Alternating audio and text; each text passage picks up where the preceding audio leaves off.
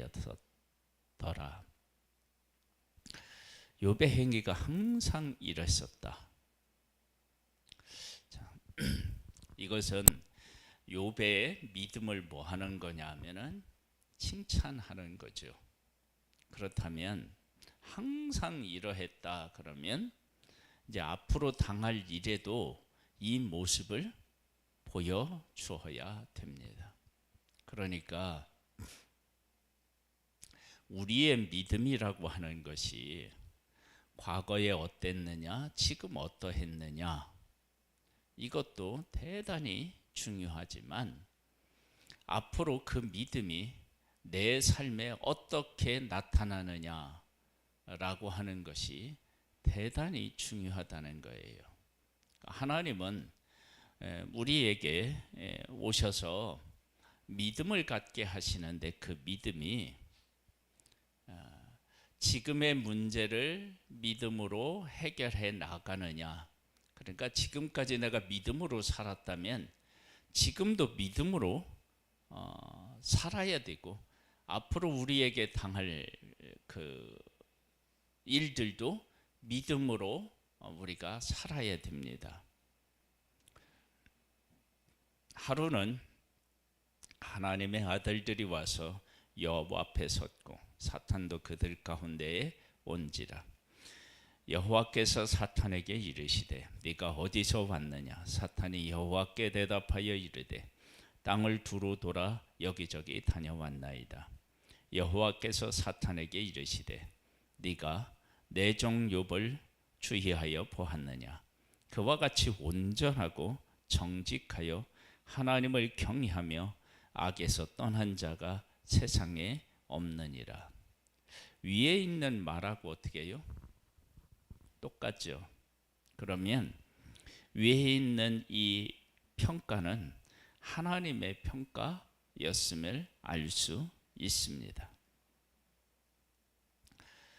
하나님이 인정한다 그러면 그것이 진짜입니다. 사탄이 여호와께 대답하여 이르되 욥이 어찌 까닭없이 하나님을 경외하리이까. 주께서 그와 그의 집과 그의 모든 소유물을 울타리로 두르심 때문이 아니니까. 이것은 하나님께서 복을 주시고 그것을 그 누구도 손댈 수 없도록 하나님이 지켜주시기 때문이다. 주께서 그의 손으로 하는 바를 복되게 하사 그의 소유물이 땅에 넘치게 하셨음이니이다. 자, 사탄이 이렇게 이야기하는데 그러면 하나님께서 지키시고 복을 주고 지키시기 때문에 그렇다. 그러면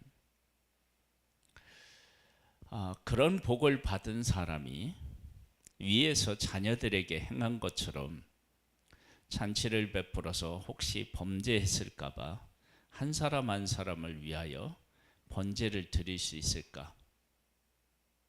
이건 하나님 보시기에 우리가 어떻게 살아야 하는지에 대해서 욥은 아주 그것을 중요하게 여겼다라고 하는 것을 알 수 있습니다. 그러니까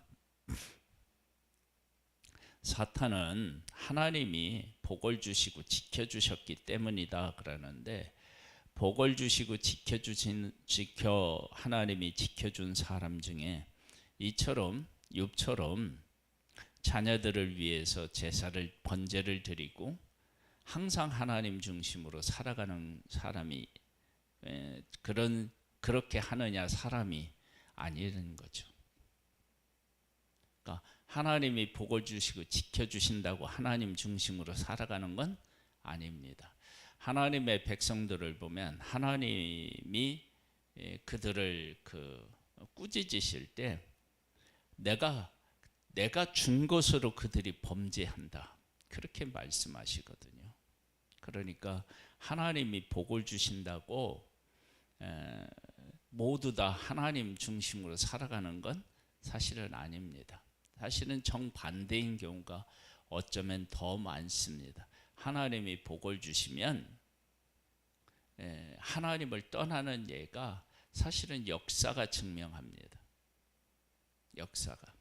왜냐하면 국민소득이 2만 달러가 넘으면 기독교의 부흥이 멈춰서고 그 이상 되면 기독교가 어떻게 해요? 쇠퇴한다. 그게 그냥 역사적으로 통계로 그냥 나와 있는 거예요. 그러니까 하나님이 복을 주시면 하나님 중심으로 산다? 그건 아닙니다. 그런데 사탄은 그렇게 해석하고 있습니다. 그러니까 우리가 하나님 중심으로 살고 본다라고 얘기할 때 이렇게 무엇 때문에 그럴 것이다 라고 얘기하는 것이 것에 대해서 우리가 조심해야 합니다. 그렇기 때문이다. 여러분, 그래도 그런 상황에 있었을 때 하나님을 섬기지 못한 사람들이 얼마든지 있습니다. 자, 보겠습니다. 주께서 그와 그의 집과 그의 모든 소유물을 울타리로 두르심 때문이 아니니까 주께서 그의 손으로 하는 바를 복되게 하사 그의 소유물이 땅에 넘치게 하셨음이니이다. 이제 주의 손을 펴서 그의 모든 소유물을 치소서. 그리하시면 틀림없이 주를 향하여 욕하지 않겠나이까. 여호와께서 사탄에게 이르시되 내가 그의 소유물을 다 네 손에 맡기노라. 다만 그의 몸에는 네 손을 대지 말지니라. 사탄의 군 여호와 앞에서 물러가니라. 그랬더니 사탄이 이제 뭐를 해요? 욥이 가지고 있는 것을 쳐요. 하루는 욥의 자녀들이 그 마다들의 집에서 음식을 먹으며 포도주를 마실 때에 사환이 욥에 와서 이르되 소는 밭을 갈고 나귀는 그 곁에서 풀을 먹는데 스바 사람이 갑자기 이르러 그것들을 빼앗고 칼로 종들을 죽였나이다. 나만 홀로 피하였으므로 주인께 하리러 왔나이다. 그가 아직 말하는 동안에 또 한 사람이 와서 하리되 여호와의 불이 하늘에서 떨어져서 양과 종들을 살라 버렸나이다. 나만 홀로 피하였으므로 죽게 아리러 왔나이다. 그가 아직 말하는 동안에 또 한 사람이 와서 하리되 갈대아 사람이 새 무리를 지어 갑자기 낙타에게 달려들어 그것을 빼앗으며 칼로 종들을 죽였나이다. 나만 홀로 피하였으므로 주인께 하리러 왔나이다. 그가 아직 말하는 동안에 또 한 사람이 와서 하리되 주인의 자녀들이 그들의 마다들의 집에서 음식을 먹으며 포도주를 마시는데 거친 들에서 큰 바람이 와서 침대 모퉁이를 치매 그 청년들 위에 무너짐으로 그들이 죽었나이다. 나만 홀로 피하였으므로 주인께 하리러 왔나이다 한지라. 욥이 일어나 겉옷을 찢고 머리털을 밀고 땅에 엎드려 예배하며 이르되 내가 모태에서 알므로는 나왔사온즉 또한 알몸으로 그리로 돌아가올지라. 주신 이도 여호와시요 거두신 이도 여호와시오니 여호와 이름이 찬송을 받으실지니이다 하고 이 모든 일에 욥이 범죄하지 아니하고 하나님을 향하여 원망하지 아니하니라. 자, 원망이 뭐라고 얘기하고 있어요? 범죄라고 얘기했어요. 이런 상황에서 원망하지 않을 수 있을까요? 그리고 욥이 당한 어려움 중에서 정말 빼도 박도 못하는 그것이 뭐냐 그러면 첫 번째는 이렇게 나와요. 15절에 보면 스바 사람이 와서 쳤어요. 사람이 와서 쳤어요. 그 다음에 16절에 보면 하나님이 불이 하늘에서 떨어져서, 자, 사람이죠. 하나님이죠. 그 다음에 갈대아 사람이 또 쳤어요. 그 다음에 또 뭐예요? 바람이 와서 자녀들을 집을 쳤어요. 그러면 이건 총체적으로 욥에게 내려진 이게 뭐라고 벌이라고 얘기하나요? 그렇게 받아들일 수밖에 없어요. 그러니까 어느 뭐 여기서 말하면 뭐 갈대아 사람이 와서 그 짐승도 죽이고 뭐 자녀도 죽이고 뭐 다 했다. 그러면 그 사람들이 나쁘구나 이렇게 피해갈 구석이라도 있는데, 피할 구석이라도 있는데, 근데 이것은 스바 사람, 갈대아 사람, 그 다음에 하늘에서 뭐가 떨어져요? 불이 떨어졌어요. 바람이 와서 쳤어요. 그러면 이것은 불이 떨어진 거 사람이 아니고요, 바람이 불어친 거 사람이 한 거 아니란 말이에요. 그러니까 사람에게도 고난을 겪고 하나님에게도 고난을 겪는 거예요.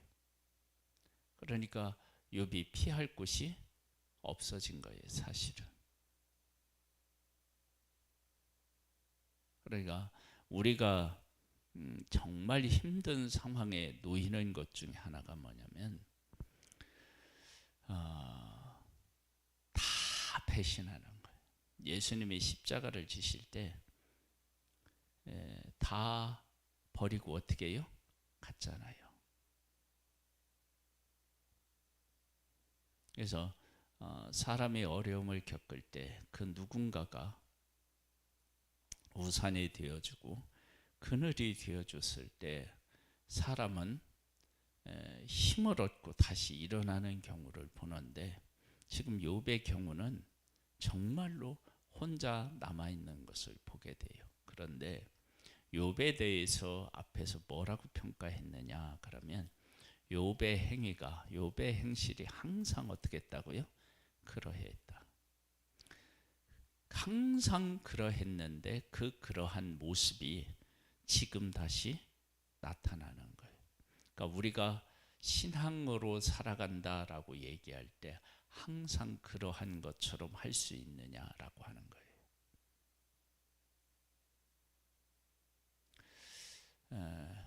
우리의 그 삶의 신앙의, 우리가 살면서 신앙의 깊이는 그런 것을 통해서 알 수 있어요.